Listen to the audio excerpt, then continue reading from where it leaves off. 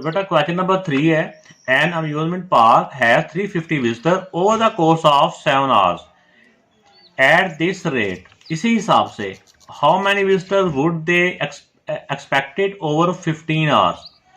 इसमें ये कह रहा है कि अगर किसी जगह पे 7 आवर्स के लिए कोई विजिटर आते हैं, कोई एंजॉयमेंट के लिए 350 विजिटर आते हैं, कितनी टाइम में? 7 आवर्स में। तो इसमें दो तरह की वैल्यू है, एक विजिटर है और दूसरा इसमें आवर्स है।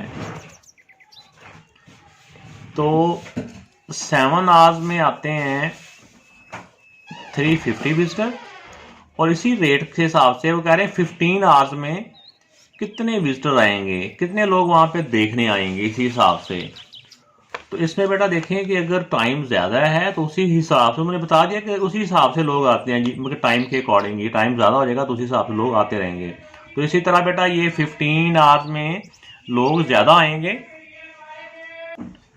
तो इसमें वैल्यूज़ के हिसाब से हमें आइडिया हो रहा है कि 7 आवर्स में अगर 350 विजिटर आते हैं तो उसी हिसाब से अगर ज़्यादा टाइम मिल जाएगा तो विजिटर भी ज़्यादा आएंगे। तो ये बेटा हो जाएगा डायरेक्ट प्रोपोर्शन। डायरेक्ट प्रोपोर्शन में क्रॉस मल्टीप्लाई करना होता है। तो पहले मैंने बताया ना कि पहले x वाली वैल्यूज को आपने मल्टीप्लाई करना है। 7 को x से मल्टीप्लाई करेंगे, 7x इक्वल टू जो दूसरे क्रॉस की मल्टीप्लिकेशन होती है उसको इक्वल के बाद लिखना होता है। तो 15 मल्टीप्लाई 350। ये मल्टीप्लाई में जिस वैल्यू को मर्जी हम पहले लिख सकते हैं, इससे फर्क नहीं पड़ता। अब हमने x की वैल्यू इधर आ जाएगी, x की वैल्यू फाइंड करनी है हमने। तो ये इस तरफ मल्टीप्लाई हो रही है 7 की वैल्यू, तो इक्वल के पार जाके क्या हो जाएगी, जो इस तरफ मल्टीप्लाई होता है वो दूसरी तरफ जाके डिवाइड हो जाता है। अब इनकी हम कैंसिलेशन कर लेते हैं। 7 1 7, 7 5 35 और ये 0 का 0 आ गया।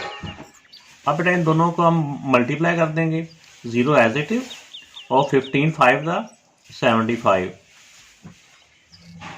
तो ये विजिटर का x कितने विजिटर की तादाद, तो मीन क्या अब इतने विजिटर उसके 15 आवर्स में 750 विजिटर आएंगे।